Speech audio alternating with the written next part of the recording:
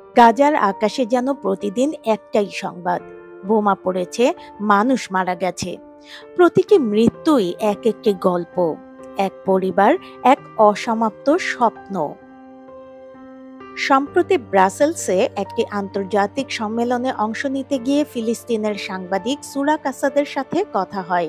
তিনি সারাবাংলা.নেটকে জানান, সহসাই এই যুদ্ধ বন্ধ হবে না। I don't see it ending, sadly. I don't see that Israeli occupation will end this. গাজার যুদ্ধ সমস্যার কোনো সমাধান আসবে বলে মনেই হচ্ছে না।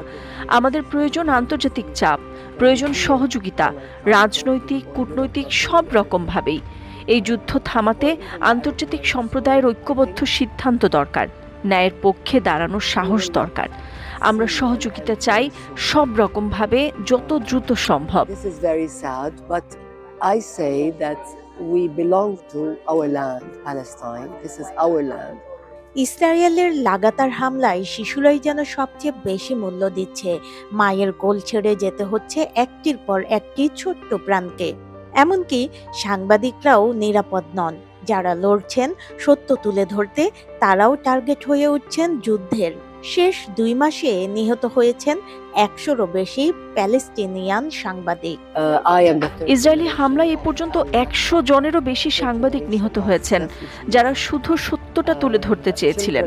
তাদের হাতে কলম ছিল, বন্দুক নয়, কিন্তু তারাও রক্ষা পাননি।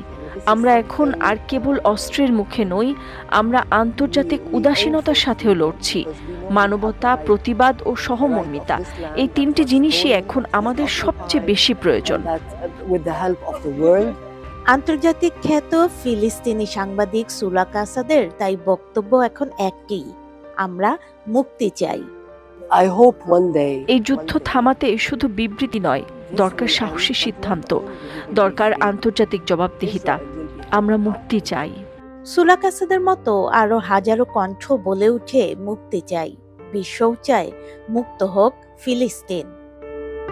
ফারহানা নীলা, সারাবাংলা.নেট, বেলজিয়াম।